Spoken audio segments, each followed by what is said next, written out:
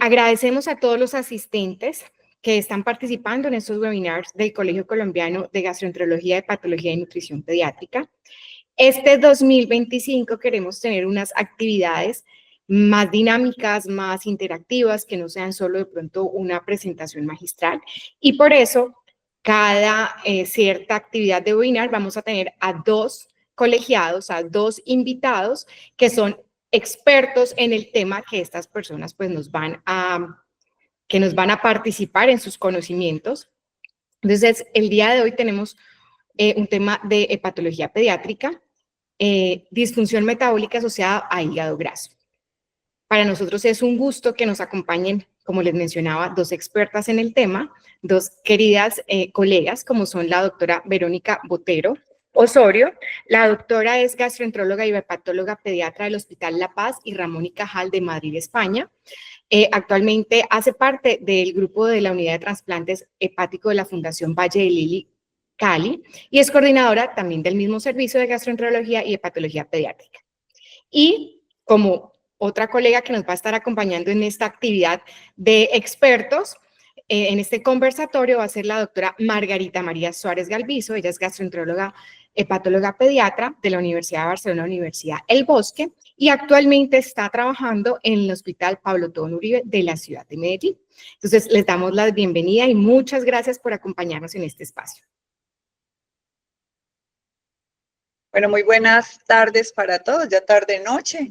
La idea que, como decía Diana, es hacer algo interactivo. Agradecemos muchísimo la invitación y vamos a ver que haya mucha participación. En ese orden de ideas, vamos a hacer participación anónima para que se animen a interactuar con nosotros. Vamos a utilizar una plataforma de preguntas que es Kahoot, y lo vamos a diferenciar con este icono del muñequito con signo de interrogación. Vamos entrando a la plataforma, pueden ponerlo en Google o pueden escribirlo o más fácilmente. Acá les voy a dejar el link con el código QR. Por favor, vamos escaneándolo para que todos participen.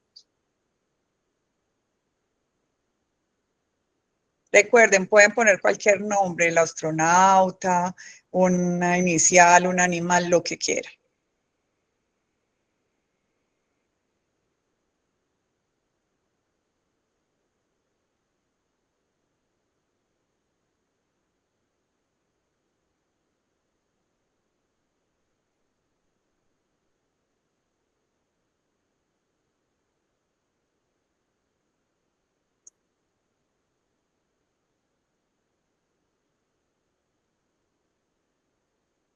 Me encanta que se estén animando. A ver, ¿quién más?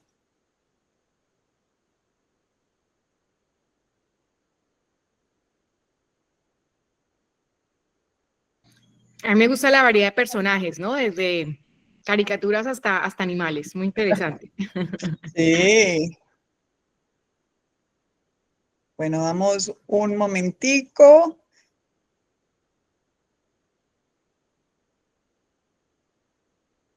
Para que empecé.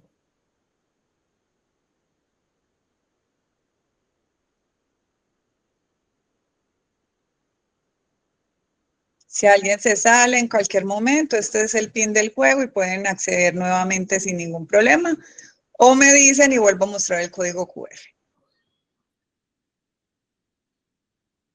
Bueno, empecemos.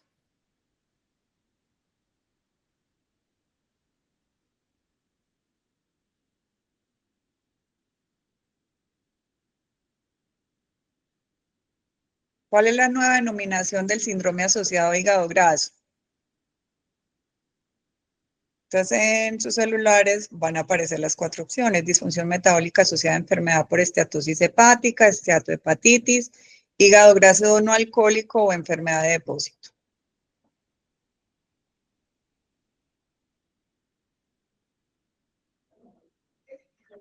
Muy bien, 14 respuestas acertadas. Entonces, volviendo a algunas generalidades, siempre hemos conocido el hígado graso de etiología no alcohólica, ¿cierto? Y es como lo hemos oído en la literatura, el NALF y el NASH, pero desde el 2020 se ha venido una corriente de personas expertas que decían que era algo como no adaptado a la población pediátrica, porque realmente nosotros no tenemos esa asociación con el alcohol para designar que sea no alcohólica. Entonces generaba ciertos prejuicios, por lo que decidieron denominarlo enfermedad metabólica asociada a hígado graso. Pero al mismo tiempo no quedaba claro eso del hígado graso y qué repercusiones tenían, que diría que fuera algo más técnico. Entonces se definió que fuera enfermedad esteatóxica asociada pues a una alteración metabólica o una disfunción metabólica asociada a esteatohepatitis. Entonces, en términos generales, tenemos 1000 signos, todos que vienen de palabras en inglés que utilizamos al día a día, pero lo importante hoy es que tengamos claro en quién sospecharlo, cuáles son los factores de riesgo y cuándo no quedarnos con ese diagnóstico de que es un niño obeso con esteatosis hepática y que va a tener unas complicaciones metabólicas. Entonces hay unas diferencias grandes. El concepto es claro en adultos, una imagen con esteatosis y alguno de estos tres complicaciones, que es que tenga sobrepeso o obesidad, que tenga diabetes o que tenga una disfunción metabólica dada por dislipidemia, enfermedad coronaria o problemas pues como en el azúcar. En los niños todo se vuelve más específico, entonces hay tres tipos de MALS, que son uno, el que se asocia con errores innatos de metabolismo y que tiene manifestaciones de esteatosis hepáticas como son los trastornos del metabolismo de carbohidratos, de lípidos, de proteínas, las mitocondriopatías. El tipo 2 es realmente la que se asemeja a los adultos y el tipo 3 es el que no cumple ninguna de las anteriores y todavía estamos en estudios para aclarar el diagnóstico. Entonces, sabemos que el sobrepeso es una afectación que se caracteriza por la acumulación excesiva de grasa y cuando esto pasa a algo que es enfermedad, ya lo consideramos obesidad. Entonces, tenemos también puntos de corte, que son en el adulto, pues sobrepeso, índice de masa corporal por encima de 25 y obesidad por encima de 30, pero en niños tenemos dos grupos, menores de 5 años y de 5 a 19.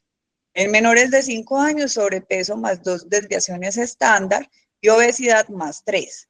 Pero estos puntos de corte disminuyen a medida de que va avanzando el crecimiento del niño. Miren que el sobrepeso en mayores de 5 años es cuando estamos con un índice de masa por encima de una desviación estándar y obesidad por encima de 2.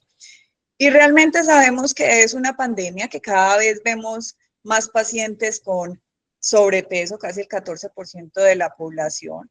Estos que todavía no han llegado a esa línea de corte, pero tienen exceso de peso, el 22%. Y obesidad, este es un estudio donde dicen que el promedio a nivel mundial es del 8.5%. Y que en Latinoamérica, en Puerto Rico, está el más alto promedio a nivel mundial, 28%. Se ha aumentado 1.5 veces en el periodo de tiempo del 2012 al 2023. Y miren que incluso tuvieron en cuenta en el análisis 6 estudios reportados por Colombia y dicen que nosotros tenemos una prevalencia de 4.7%. Entonces, es algo que es frecuente, que vemos nosotros en consulta todos los días y muchas veces lo dejamos a un lado porque no es el motivo de consulta principal, pero es para tenerlo en cuenta. La Organización Mundial de la Salud dice que en el mundo hay 340 millones de niños que están con obesidad y que de esos el 34% se asocian a disfunción metabólica.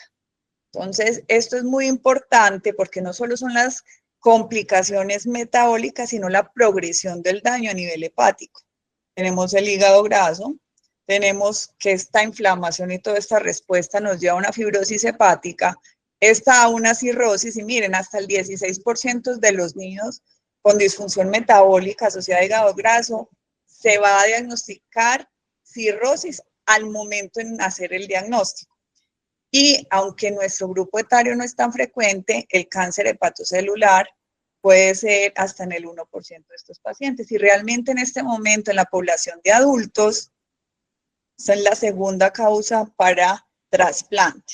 Entonces cada vez coge más fuerza esta patología. Y cuando hablamos de esteatosis hepática, pues sabemos que es un hallazgo generalmente incidental por imagen.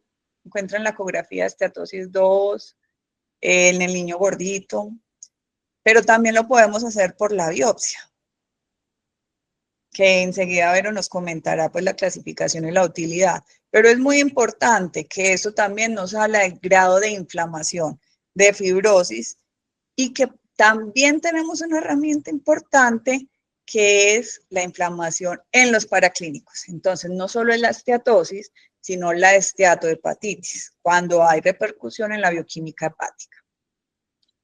Muy bien, ahora, segunda pregunta.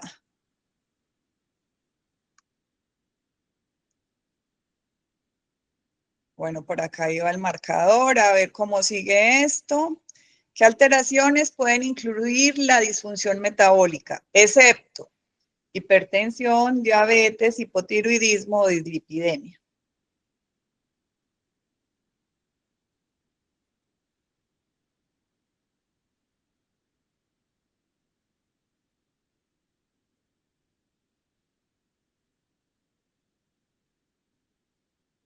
Muy bien, excepto el hipotiroidismo. A ver, ¿se modificó? Ok. Seguimos por acá y efectivamente, cuando hablamos de disfunción metabólica, consideramos ese niño con sobrepeso o obesidad que tiene al menos uno de los siguientes criterios. Índice de masa corporal por encima de P85 o más una desviación estándar en los niños mayores de 5 años, o su equivalente en el grupo etario que vayamos a evaluar, una presión arterial por encima de P95 en menores de 13 años o más de 130/85, la glucosa en ayunas mayor de 100 o mayor de 200 en una muestra ocasional o una hemoglobina glicosilada de más de 5,7, triglicéridos más de 100 en menores de 10 años y mayores de 10 años, mayor de 150, con una HDL menor de 40. Entonces acá viene una incógnita que no tenemos claro y es, bueno, tenemos factores de riesgo que tenemos claros. Hay una susceptibilidad genética. Cada vez más los estudios muestran una causa monogénica asociada a este tipo de entidades.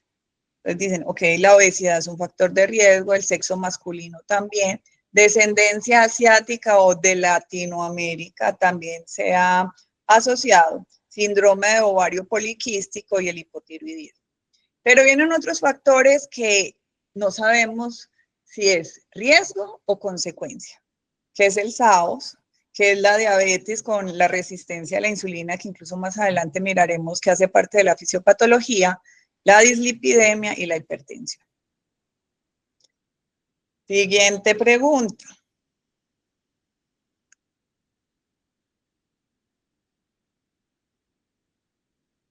¿Qué teorías se han planteado en la patogenia de MAS? Susceptibilidad genética, desregulación del eje hígado-intestino, disfunción mitocondrial o formación de radicales libres.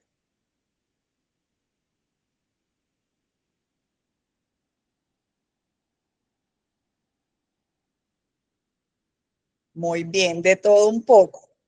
Perfecto. Miremos cómo van los puntajes. Muy bien. Efectivamente, no tenemos una teoría única y siguen siendo teorías. Listo. La fisiopatología del compromiso y de la disfunción metabólica asociada a esteatosis hepática es muy variada y no 100% identificada. Una de las cosas más importantes y que cada vez tiene más peso es la disregulación del eje hígado-intestino, algo que oímos mucho, bueno, no del hígado-intestino, pero ya por lo menos aparece el hígado como un actor importante en esto, y es la disbiosis, el sobrecrecimiento bacteriano, el aumento de la permeabilidad intestinal a esos desechos bacterianos, que nos va a hacer que todas estas sustancias lleven a una situación de estrés a nivel del hepatocito y todo esto genere una alteración de su actividad y nos vaya a llevar a mayores complicaciones y a mayor inflamación y fibrosis. Entonces, esta disregulación se ha asociado no solo al desarrollo, sino a la progresión rápida del síndrome. Pero definitivamente sabemos que la epigenética es uno de los factores más importantes, tanto la dieta, el estilo de vida, todo esto me lleva a mayor depósito de adipocitos, a hacer aumento de esos radicales libres, a que haya una disfunción mitocondrial, pero todo esto va a estar generalmente relacionada de forma multifactorial. Vero, ¿y qué te parece eso de los 1000 primeros días? Bueno, Márgara, hola a todos. Qué rico compartir aquí con los colegas y amigos. Como hablabas en la diapositiva anterior, la enfermedad hepática, la acumulación de grasa en el hígado asociada a una alteración metabólica no empieza solamente en cualquier etapa de la infancia, empieza desde la etapa prenatal. Y cada vez hay más estudios y lo conocemos, la importancia de la nutrición en los primeros 1000 días de vida, que empiezan desde la etapa prenatal, desde la nutrición de la madre, el índice de masa corporal al empezar el embarazo, si tuvo o no diabetes gestacional, cómo fue su ganancia de peso, a qué estuvo expuesto el feto en cuanto a la nutrición de la mamá. Luego, en esos primeros 6 meses, si el bebé fue grande para la edad gestacional, si estuvo alimentado con fórmula, si tuvo alto contenido de proteínas y cómo fue esa alimentación complementaria cuando la inició.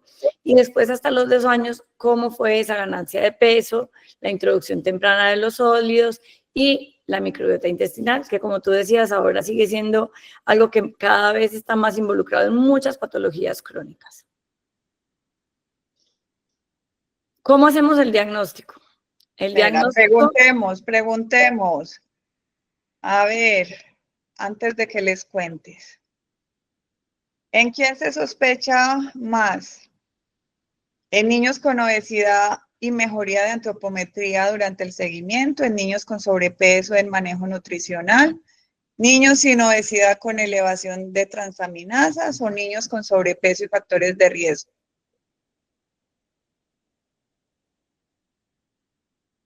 A ver. Uy, súper bien. Nos están parando bolas. Sí, eso veo. Listo. Muy bien. Entonces, ¿cómo hago el diagnóstico? Siempre, imagen. Recordemos que la ecografía es un método muy sencillo, asequible, barato, aunque es observador dependiente, pero ver alteraciones en la cogenicidad hepática que sugiera steatosis es fácil. Los marcadores, la elevación de las transaminasas, más adelante lo vamos a ver, pero recordemos que el punto de corte de las transaminasas son entre 23 y 24.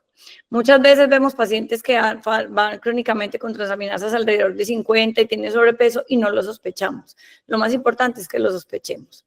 También tenemos que ver qué paciente tiene resistencia a la insulina o ya tenga diabetes tipo 2 por el sobrepeso. Si el paciente tiene 2 o más riesgos metabólicos, como los triglicéridos mayores del P90, el HDL va por debajo del P10 o la presión arterial por encima del P90, pues hacemos el diagnóstico. Pero siempre es muy importante excluir otras causas. ¿Por qué? Porque recordemos que hay alteraciones, enfermedades metabólicas, como ahorita lo hablo Márgara, que se asocian a acúmulo de grasa en el hígado. Siguiente.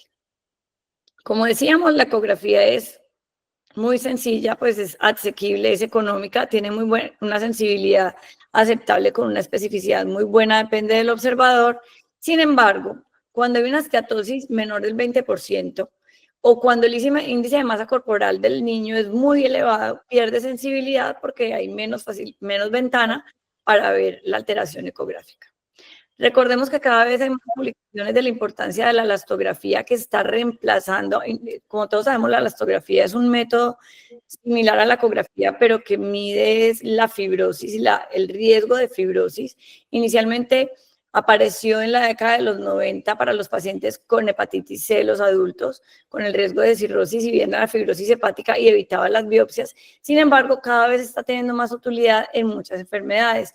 En los niños también se están haciendo escalas, hay unas que faltan por validar, pero es un método que podemos ir teniéndolo, sobre todo para saber en qué estamos y cómo se comporta a lo largo del tiempo el paciente. El TAC tiene una sensibilidad y una especificidad buena, sin embargo, pues es más invasivo por la irradiación. Y la elastografía o ver el depósito de grasa en hígado por resonancia también es muy fidedigno, sin embargo, recordemos que la resonancia es un estudio, aunque no irradia, que se demora mucho y en muchos pacientes necesita sedación. Entonces, no lo tenemos que pensar como de entrada para el diagnóstico. ¿Quién es el gold estándar? Como muchas patologías, la biopsia hepática. Sin embargo, la indicación de biopsia no es para cualquier paciente. ¿Cuáles son las indicaciones de biopsia hepática? Como les decía ahora, miren los valores de transaminasas. Son en general bajos. Muchos pacientes van por ahí, los vemos y decimos, no, las transaminasas están normales y son por encima de 40. Entonces no es lo mismo un paciente, no sé, gordito con transaminasas de 40, un colesterol elevado, pues ya tenemos que ir sospechando. Como decíamos, la biopsia es el gold estándar y nos sirve ¿para qué? Para ver la severidad y el grado de fibrosis. Sin embargo, acuérdense que acabamos de hablar de la elastografía como predictor de la fibrosis, para hacer el diagnóstico diferencial. Cuando yo estoy sospechando un diagnóstico diferencial, la biopsia cobra mucha importancia y siempre se recomienda realizarla antes de iniciar cualquier medicación. Pero no cualquier medicación que al final vamos a hablar del tratamiento como una vitamina, no, cualquier medicación que realmente vaya a cambiar. También está indicada en el paciente que yo pienso que tiene mucha sospecha de fibrosis. Entonces es el paciente que tenga una LT mayor de 80 por 2 medidas consecutivas separadas de 3 meses, que tenga una inversión entre la AST y la LT y que tenga esplenomegalia. ¿Por qué? Porque cuando hablamos de esplenomegalia es que el compromiso es más severo o también hay que descartar esta patología. Bueno, y con lo que nos está recomendando Vero, también tenemos que tener en cuenta, y miren que somos reiterativas tenemos que pensar en diagnósticos diferenciales. Entonces, ¿cuáles son esas banderas rojas que nos ayudan a pensar que no es solo una esteatosis y una disfunción metabólica por obesidad? Y es esos niños que empiezan la sintomatología en menores de 8 años, cuando ustedes ven la esteatosis y ven la disfunción metabólica, pero el niño no tiene sobrepeso ni obesidad, que hay síntomas de otros sistemas asociados como falla de crecimiento, retardo en el neurodesarrollo, compromiso a nivel cardíaco, le ven que tiene fasias sindrómicas, tiene megalias asociadas, incluso aquellos pacientes que debutan con disfunción hepática o en la familia hay fallecidos con alguna hepatopatía, o cuando hay un compromiso multisistémico. Hay una publicación reciente que dice que en hospitales de referencia de patología pediátrica, los que llegan con disfunción hepática asociada a esteatosis hepática se estudian nuevamente y entre el 12 y el 18% tienen otro diagnóstico diferente o otra etiología asociada diferente.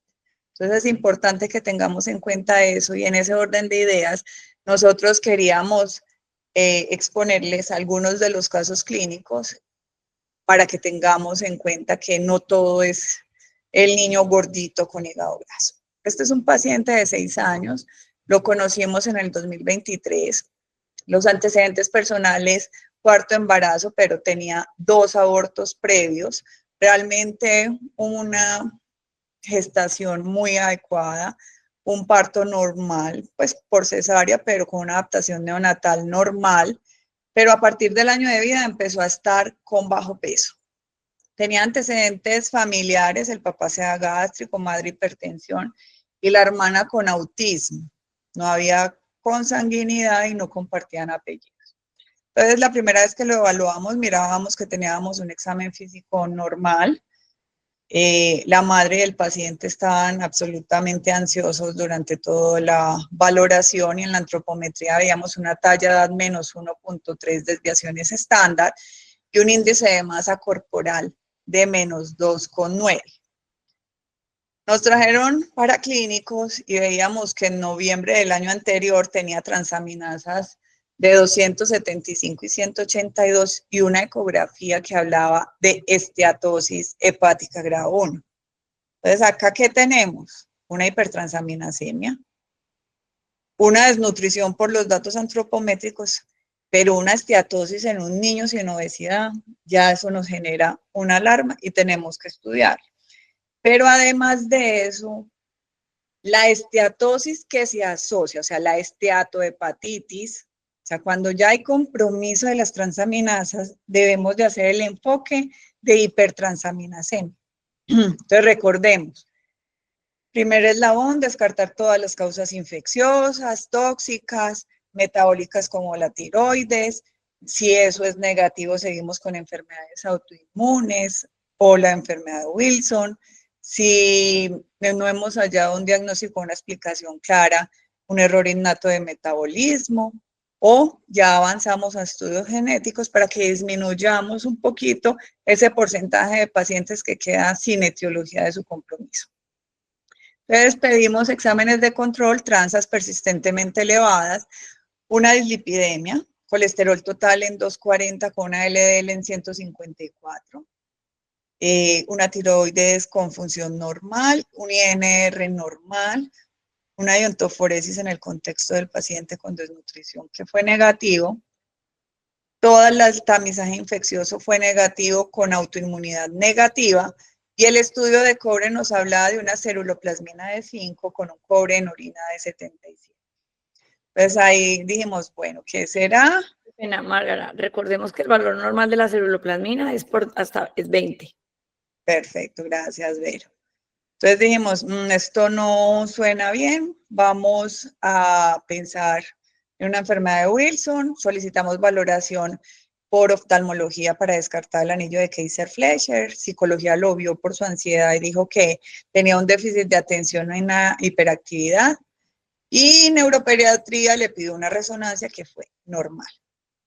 Igual tomamos una biopsia hepática que nos habla ya de un compromiso inflamatorio, ya con fibrosis grado 3, 4, o sea, ya estaba cirrótico, y una esteatosis grado 2, pero de predominio microvascular. Entonces, importante que tengamos eso. Siempre que damos microvascular, tenemos que tener en cuenta que hay que hacer más estudios. Entonces, evaluando el score de diagnóstico para enfermedad de Wilson, no teníamos anillo de Kaiser-Fleischer, no teníamos síntomas neurológicos claros, pero ese déficit de atención no era como tan explícito, y aquí una anotación importante, y es que cualquier alteración neurológica la debemos de tener en cuenta para el diagnóstico de una enfermedad de Wilson.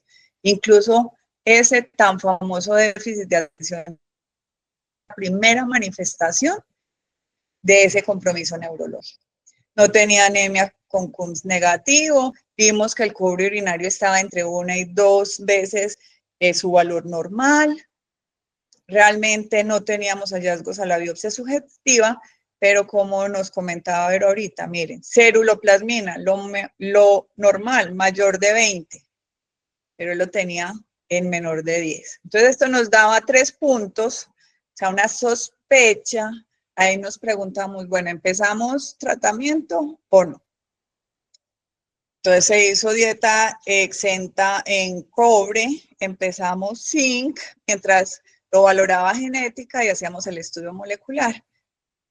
Resultado del exoma positivo para 3 variantes patogénicas para enfermedad de Wilson. Entonces esta esteatosis y este síndrome metabólico asociado a esteatosis hepática no era algo tan sencillo, sino era una enfermedad de Wilson. ¿Y cuáles fueron los signos de alarma? Era un paciente sin obesidad ni sobrepeso, que tenía la esteatosis, y además recuerden lo de la hermana con autismo, Ella está en estudios porque el autismo puede ser simplemente un diagnóstico que no se ha correlacionado completamente con el compromiso sistémico de esta enfermedad. En el segundo caso, ya estos casos van a ser más cortos, ese era como para hacer todo el análisis de la hipertransaminasemia. Este es un segundo caso, paciente de 10 años. Desde los 4 años venía en seguimiento por hipertrigliceridemia, hígado graso y hipertensión. Desde los 4 años, o sea, primera bandera roja. Talla para la edad, más 3 desviaciones estándar. Índice de masa corporal, más 2. O sea, era un niño con un buen índice, pues más 2, pero también era muy alto. Se había manejado con dieta y estilo de vida saludable y no había mejoría bioquímica. Clínicamente llamaba la atención que era muy musculoso, comía todo el día. La mamá decía, me toca echarle candado al congelador, a la nevera, todo, porque ese niño no se sacia. Entonces ahí empezamos a pensar en una alteración del desarrollo y la distribución del tejido adiposo. Entonces van a tener el fenotipo característico que es de músculo o que hay atrofias por sectores de ese acúmulo de grasa y que se asocia a alteración metabólica. Esta es una foto que autoriza a la familia, después se diagnosticó a la madre con el mismo trastorno, es una lipodistrofia familiar tipo 3. Miren que este muchacho puede pasar desapercibido. Bueno, aquí tiene 15 años. Miren la talla, no se ve obeso. Y la mamá también con toda la disfunción metabólica, en manejo con insulina, en manejo con hipolipemiantes, hipertensa, y miren la ausencia de grasa a nivel glúteo. La biopsia que se le había hecho a este paciente había hablado de una esteatosis tipo mixto en el 90% del tejido evaluado. Ya llevamos 15 años, como les digo. Está en su manejo de su disfunción metabólica con antihipertensivos, metformina, fenofibrato, allopurinol. Los últimos exámenes pues realmente están estables, sin mejoría completa, pero persiste la esteatosis hepática. La mamá evolucionó y progresó con las complicaciones, entonces ya fue candidata a esta medicación huérfana que es la metreleptina, que es un análogo de la leptina, y gracias a esto se pudo desmontar la insulina, antihipertensivos, porque hace parte del efecto directo a nivel metabólico y disminuye pues las consecuencias. Este muchacho todavía no ha cumplido criterios, pero tenemos ese as bajo la manga. Vero.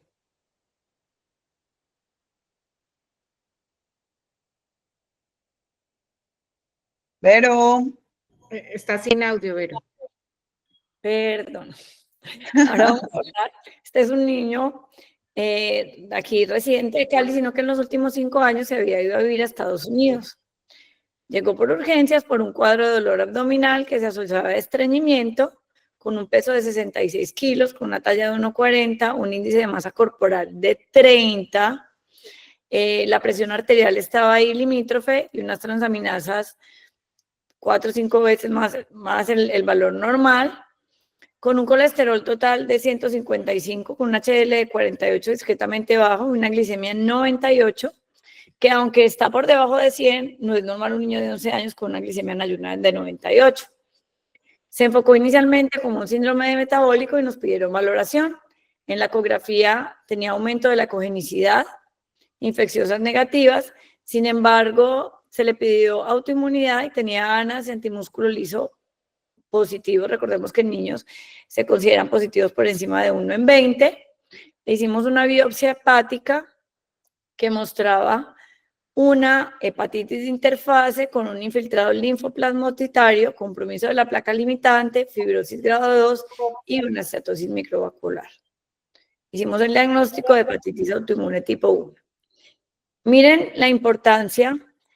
Este es un niño que tenía sobrepeso, índice de masa corporal en 30, y todo el mundo decía, no, es que es por gordito, pero no, siempre también pensemos que hay otros diagnósticos que tenemos que encontrar y estudiar estos pacientes. Entonces, cuando tengo una elevación de transaminasas tan importante, así tenga sobrepeso, es indicación de biopsia hepática, porque tengo que descartar diagnósticos diferenciales, como les dije ahora, de las indicaciones de la biopsia. El siguiente caso Siguiente, ponerle que, ay, ya. 14 años, masculino, deportista de alto rendimiento, embarazo sin complicaciones, talla y peso al nacer normal, lactancia materna 2 meses, hepatomegalia desde los 6 años con elevación de transaminasas, como decíamos ahora, signo de alarma, hepatomegalia, ya hay megalia y tiene 6 años. Venía de otra institución, yo lo conocí a los 14 años, tenía una eco de hígado con esteatosis, unas transaminasas elevadas, con un colesterol total de 390, un HDL de 45 y triglicéridos de 200. Venía con un diagnóstico de trabajo en otra institución. Siguiente. Aquí vemos el comportamiento de los exámenes, infecciosas negativas, la electroforesis de proteínas normal, esteatosis grado 2 en hígado. Como vemos, el colesterol siempre ha estado elevado, con un HDL que estaba discretamente bajo, pero solamente a los 14 años apareció bajo, a veces estaba normal. Estaba en manejo, ya, siguiente. Estaba en manejo con atorvastatina y gemfibrosilo, vitamina E y omega 3, y tenía diagnóstico de una hiperlipidemia familiar, pero ningún familiar tenía hiperlipidemia. Pero ese era el diagnóstico de él. Tenía un peso de una talla normal, tenía una hepatomegalia con hígado 2 centímetros debajo del reborde costal, sin signos de hepatopatía crónica. Le hicimos una biopsia que mostraba una esteatosis microvesicular, grado 3, de más de 75%, con unas bandas fibróticas y la tendencia a formación de nódulos. Evidentemente ya había un compromiso avanzado de una enfermedad que no sabíamos. Le hicimos, pues lo que sospechábamos, le hicimos el DBS para déficit de lipasa ácida lisosomal. Siguiente. Salió positivo, sin actividad enzimática, con estudio molecular que confirmó el diagnóstico. Y en el 2015 le empezamos sebelipasa ácida, que es la sustitución enzimática. Hasta el 2024 está con reemplazo enzimático, se le hizo biopsia de control, no ha progresado la fibrosis y ha tenido una vida normal. Entonces, miren, esteatosis microvesicular sin sobrepeso. Empezó a los 6 años la hepatomegalia, la dislipidemia, no tenía sobrepeso y venía con un diagnóstico de una dislipidemia familiar y ningún familiar con dislipidemia. Entonces, eso es, o sea, si hay hipercolesterolemia familiar, es verdad que si hay un familiar, no nos podemos quedar como que, ay, no, sí, es que en la familia había, no, hay que confirmar todo. Ahora, otra pregunta para que nos activemos. De las siguientes afirmaciones, diga la falsa. Ciertas enfermedades de depósito pueden simular esteatosis. La esteatosis microvascular es patognomónica de más. Es usual encontrar esteatosis en los obesos con factores de riesgo y la infección por virus C puede cursar con esteatosis. Ok. A ver. Aquí. Por aquí alguien modificó a Marci.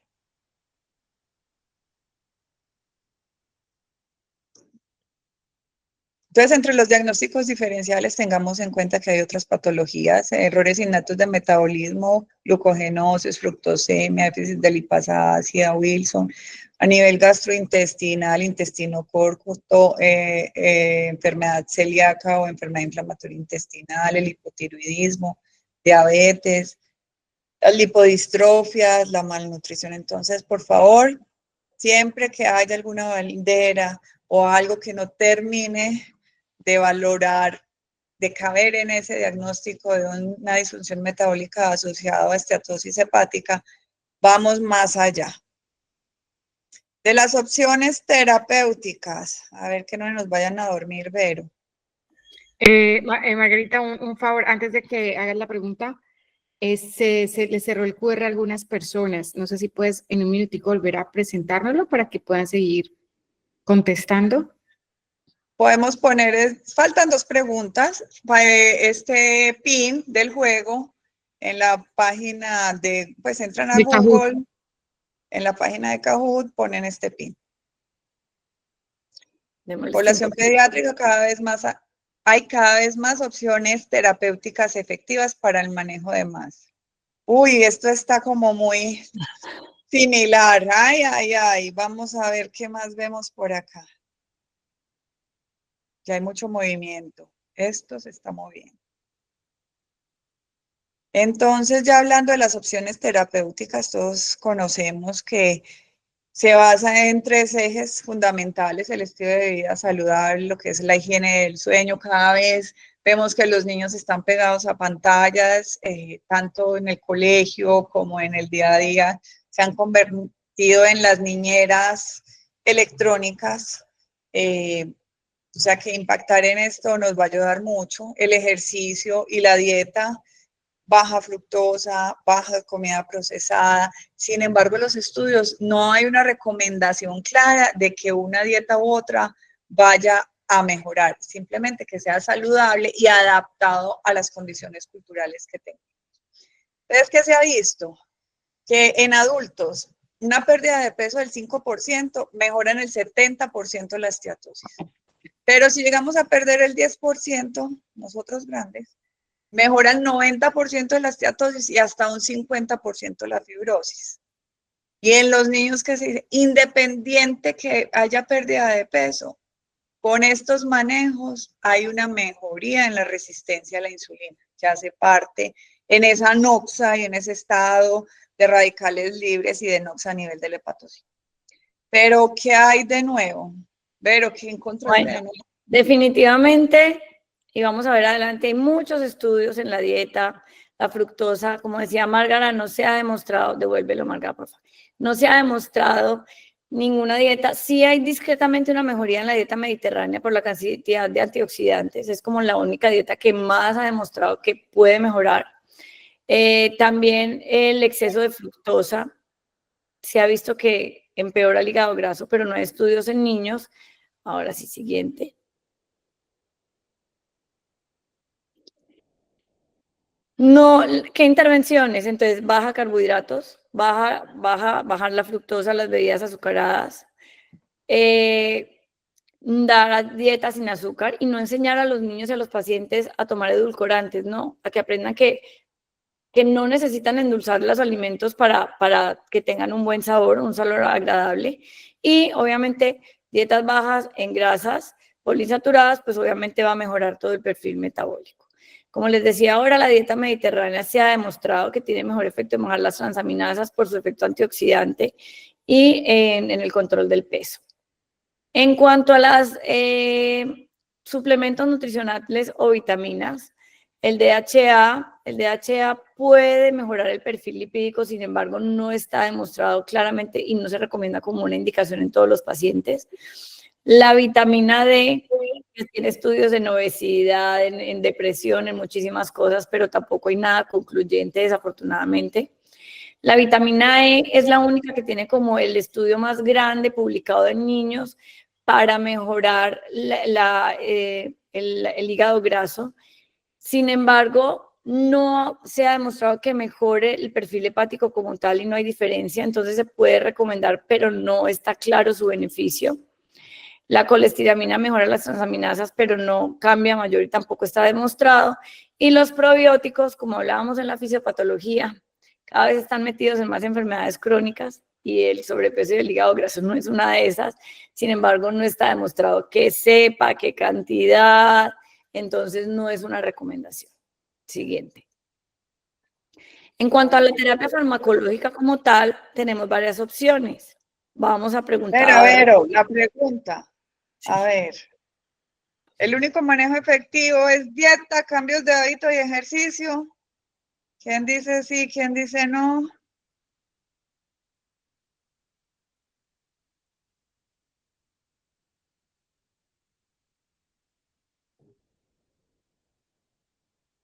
¿Se cansaron de responder o perdieron el link?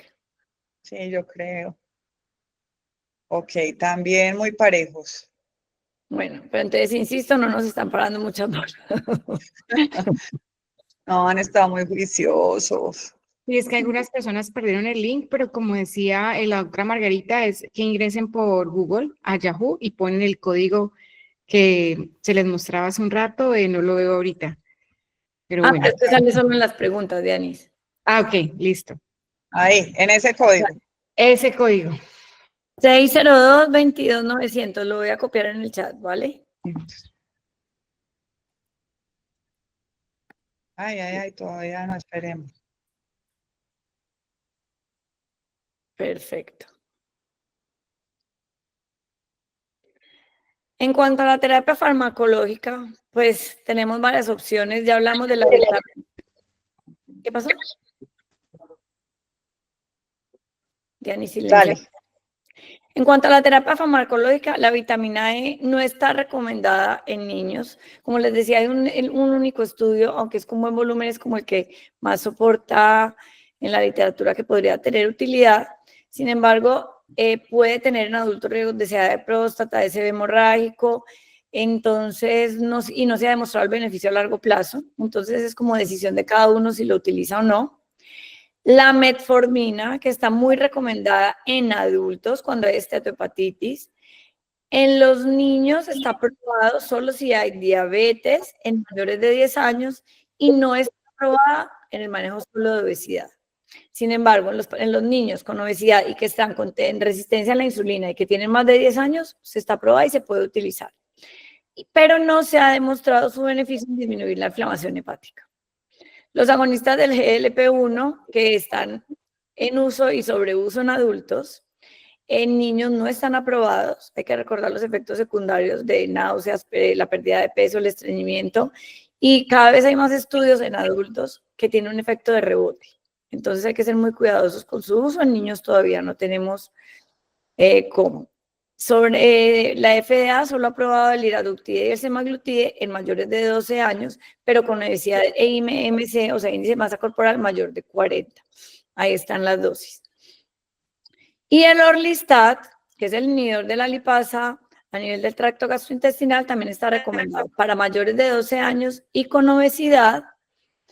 Y recordemos los efectos secundarios de la esteatorrea, los cólicos, la flatulencia. Pero no está recomendado actualmente por ninguna sociedad. Personalmente, no, nosotros los hepatólogos no lo usamos. Siguiente. Entonces, ¿cómo voy a hacer el seguimiento? Tengo un paciente ya con MAF diagnosticado, que le descarté los diagnósticos alternos, vi las banderas rojas que no las tiene. ¿Qué le hago? Seguimiento.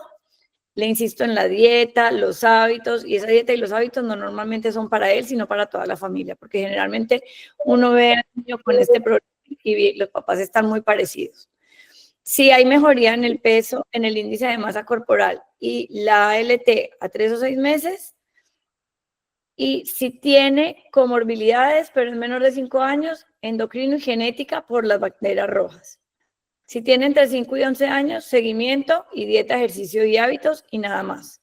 Y si tiene más de 12 años, puedo considerar iniciar los GLP-1 y en algunos pacientes, que no quisimos hablar de esto en esta charla porque no era lo objetivo y se nos hacía muy extensa, nos parecía más importante los casos clínicos, la indicación de cirugía bariátrica, si el IMC está mayor de 40 y hay hipertensión, dislipidemia, pues se podría considerar un adolescente, pero bajo el cuidado de un equipo multidisciplinario que incluya endocrino, nutrición, psicología, psiquiatría, gastroenterología, patología y todo, porque es algo muy complejo y que tiene muchas implicaciones.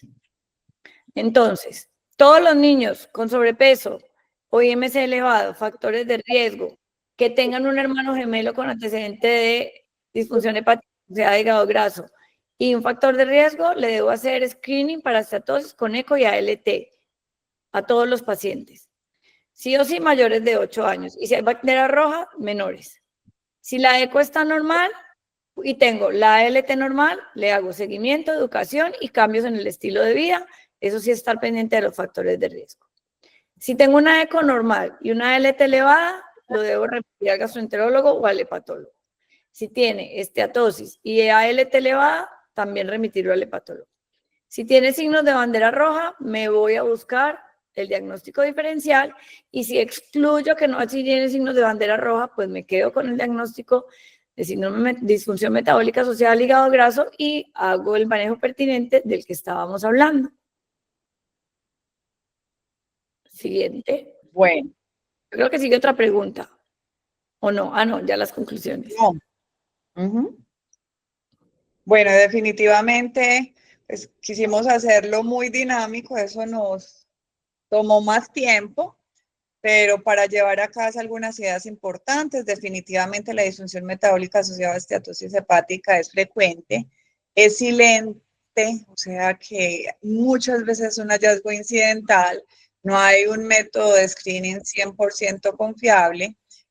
Lo más importante es educar y prevenir el sobrepeso. Nunca es normal una esteatosis sin sobrepeso, pero El único manejo efectivo es cambios en el estilo de vida, una dieta adecuada con ejercicio. Y no solamente al niño, sino a la familia. No hay evidencia de ninguna medicación coayudante. La única, como les dije, sería la vitamina E. Y lo más importante, remisión temprana y manejo multidisciplinario involucrando a la familia. Porque generalmente estos niños tienen una familia igualita. Entonces hay que hacer un cambio de conciencia a nivel familiar. Qué rico a todos que nos acompañaron. Espero que les haya servido. Por lo menos Margarita y yo sí lo disfrutamos mucho preparándolo. Y espero que les a haya ver quién quedado claro quedó. todas las ideas. Uy, sí. Uy, esta ¿Quién era foto está ese? para publicar. Muy bien. Soy yo. María Buenísimo. ¿Quién era ese? de Quito. Bueno, sí, hay personas que pues Perfecto. van bien como Marce, pero creo que ya tuvo un problema con el internet, pero igual sabemos que lo importante de esta actividad es el aprendizaje. Hay una mano levantada, Luz Eugenia, los invito también para que nos hagan preguntas a través del chat. Recuerden que tenemos a 2 gastroenterólogas hepatólogas que son que tienen mucho conocimiento acerca de toda esta patología, entonces aprovechémoslas y por favor escriban sus preguntas. Luz, o no, o me equivoqué. No, yo me equivoqué, después la bajé, no estuvo muy chévere. Vale, listo. Bueno, yo sí quisiera como que de pronto nos hicieran brevemente énfasis en, entonces, tengo un paciente, ¿cuáles serían para ustedes esos 3 diagnósticos diferenciales que debo tener siempre en mente? Y de pronto, no sé, 3 puntos claves que te dicen, piensen esto y piensen esto otro, no sé. Sé que es una pregunta un poquito amplia, pero como para que de pronto son como esas banderitas rojas que creo que no, para que no olvidemos. Entonces, tenemos un hígado graso en un paciente con no obeso y con una dislipidemia. Recordemos, colesterol total elevado, con HDL bajo, déficit de lipasa ácida lisosomal. Colesterol total bajo, con HDL normal, tenemos que pensar en una hipoveta lipoproteinemia. ¿Listo? Que muchas veces los pacientes tienen un colesterol total de 90, de 88, pero con hígado graso. Pídanles el perfil de la apoveta lipoproteína A y B, porque muchos tienen hipoveta lipoproteinemia y es un diagnóstico diferencial. Eso en cuanto a los lípidos. Ahora, hígado graso y flaco con autoinmunidad positiva y que haya hígado graso en biopsia, hepatitis autoinmune, virus C y enfermedad de Wilson. Siempre pensar eso. Ahora, si hay hepatomegalia, recordemos las enfermedades de depósito de glucógeno, como las glucogenosis, se ve alteración en la cogenicidad y es los depósitos de glucógeno, pero no es esteatosis, sino que se ve muy parecido en eco. Entonces, si hay dislipidemia, porque los niños con glucogenosis tienen colesterol y triglicéridos elevados, pero hay ácido úrico elevado, por ejemplo, en la tipo 1, o CPK elevada, si es las de compromiso muscular hepático, como la 3, la 6 y la 9, ya voy pensando en otras cosas. No sé si dije mucha cosa, ¿qué más se le ocurre a Márgara? No, de acuerdo, Ver, o sea, yo pienso lo más importante. La quito con esteatosis no es solo por peso, o sea, obviamente no es por peso, tenemos que buscar otras cosas. Ese niño que veamos que está en sobrepeso con esteatosis y no mejore con una buena adherencia a dieta y ejercicio, también esa es otra bandera que tenemos que evaluar. Y todos los chicos que tengamos en consulta con hipertransaminasemia, es decir, ya vamos a hacer un diagnóstico de esteatohepatitis, primero hacer el enfoque de hipertransaminasemia. Ahí nos vamos a encontrar muchas cosas. Aquí veo una pregunta de la doctora Marcela de la Rosa, súper interesante, y me gusta porque dice, quisiera preguntar acerca de la alimentación baja en fructosa. ¿Qué es baja en fructosa? Porque es difícil cuando hacemos educación en alimentación saludable. Yo me río mucho, pero es que eso de que era médica general, no sé si a ustedes les pasó en el rural, todas las personas gordas decían, yo solo como fruta y tomo café negro. Entonces, la fructosa, recordemos que se convierte en grasa en el hígado. Entonces, no es malo, pero a los niños, máximo 2 o 3 porciones de fruta, y tenemos que tener en cuenta, fruta al día, cuáles son las frutas que más contenido de fructosa tienen. Porque no es lo mismo comer uvas todos los días a alternar. Entonces, la educación sí es muy importante. No es que quitar la fructosa, pero sí tampoco decirle que tiene que comerse 5 o 6 porciones de fruta al día, porque definitivamente pues no es recomendable. Bueno, Y yo algo que es muy importante, tengo una perdón. inquietud, porque es hasta qué punto es la fructosa como jugo o la fructosa Exacto. como fruta También. natural, que yo creo que eso es también hay que como explicárselo bien a los padres, ¿no? Porque va a ser diferente esa absorción de esa fructosa en una porción de fruta natural con toda la fibra a un jugo. Sí. Exacto. Eso era lo que iba a intervenir. O sea, cuando decimos dieta baja en fructosa, además que obviamente está recomendada 3 porciones de fruta al día para tener un hábito intestinal saludable y eso. Pero es que cuando nosotros hacemos un jugo, no es una porción, son generalmente 4 o 5 más azúcar añadido. Entonces eso se convierte en una bomba de fructosa. Entonces, realmente la exclusión de la fructosa se debería de cambiar ese jugo, y eso que en el mejor escenario que no sea jugo procesado, ¿cierto? El de cajita. El jugo natural que tú dices, pero es que tomas jugo natural, ¿no? Démosle agua. O sea, agua. Deberíamos de educar a nuestros niños a que el agua los acompañara en todas las alimentaciones. La fruta, súper importante. La fibra, las vitaminas, pero no en el líquido como tal, porque a veces no se percibe realmente el uso de este. También habla María Luz Eugenia de si debemos incluir la gamma GT, también es útil. Entonces, para el diagnóstico, más las transaminasas. Sin embargo, cuando haces el enfoque del paciente que tiene la elevación de transaminasas, el perfil hepático completo incluye la gamma GT, obviamente. Tenemos que tenerlo en cuenta. Y Luz Eugenia nos dice que tenemos recomendaciones diarias por edad de fruta, verdura, incluso Lasgan tiene información para papás con esta información. Perfecto. Yo creo que sí es darle a conocer esas ayudas que las sociedades científicas hemos ido construyendo para que evitemos que sea la causa exógena, la epigenética, lo que nos esté afectando ciertos metabolismos y ciertos comportamientos de nuestros niños que muchas veces se vuelven moda, además. De acuerdo. Roxana, que tiene la mano levantada. Hola, buenas noches. ¿No? Buenas noches. Mi nombre es Roxana. Pues muchas felicidades por la sesión de hoy, realmente muy productiva. Saludos a Diana, que es mi compañera fue mi compañera de residencia en México, y a la doctora Verónica, que alguna vez hace años nos ayudó con un caso muy interesante en Bolivia. Hola. Y un gusto, doctora Margarita. Mire, la verdad es lo que más me ha llamado mucho la atención es esto que preguntaba Diana. Yo sé que es un tema muy amplio y ojalá se pueda dar en otra sesión sobre el hallazgo en biopsia hepática de esteatosis no asociada a obesidad, ¿no? Nosotros personalmente, todos los años que, bueno, yo estoy trabajando acá, tenemos varias biopsias reportadas como esteatosis y pues en pacientes no obesos, ¿no? Algunos de ellos desnutridos, y en algunos hemos encontrado sí hepatitis autoinmune. Entonces son algunos casos complejos, ojalá se pueda dar en otra sesión. Algo que quería preguntar y me llamaba mucho la atención a ustedes que pues son expertas en esto del hígado.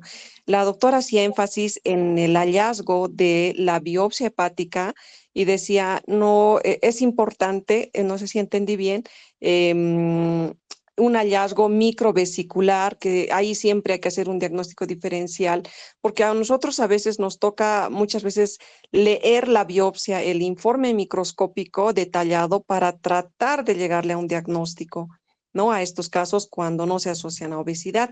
Entonces, no sé si esa parte la entendí bien o cuál era la importancia del hallazgo microvesicular o macrovesicular de la biopsia de hígado. Por favor, gracias. Roxana, tan linda saludarte. Mira, siempre esteatosis microvesicular es de un diagnóstico alterno. La esteatosis de la disfunción hepática asociada a síndrome metabólico es macrovesicular. Entonces, microvesicular, pensar en enfermedad de Wilson, déficit de lipasa ácida lisosomal, hepatitis C, hepatitis autoinmune o cualquier otra enfermedad metabólica, pero no es del hígado, de la enfermedad hepática asociada a síndrome metabólico. Por eso la biopsia tiene ciertas indicaciones y generalmente la biopsia no es tan invasiva, o sea, una biopsia guiada por ecografía no es algo como tan difícil de hacer y cuando tengo dudas en estos pacientes hay que realizarla. Muchas gracias. Saludos. Bueno, qué gusto escuchar a colegas de otras partes diferentes a Colombia. Roxana, un gusto escucharte y qué rico pues que esta experiencia de conocimiento se extienda por otros países. Bueno, de nuevo, muchísimas gracias, Verónica, muchísimas gracias, Margarita. Hay muchas felicitaciones. A la gente le gustó mucho y bueno, recuerden que igual esto queda grabado, entonces lo pueden revisar en cualquier momento en nuestra página del Colegio Colombiano de Gastroenterología y Patología y Nutrición Pediátrica, que esa es una gran ventaja, porque pues sabemos que a veces son pacientes que no vemos todos los días, pero si tenemos alguna duda, pues podemos entrar a la página y mirar y revisar esta información. A todos los colegiados, a todos nuestros compañeros, a todos los pediatras que se unieron, mil gracias. Y recuerden seguir nuestras redes para estar pendientes de cuál será nuestro próximo webinar. Muchísimas gracias.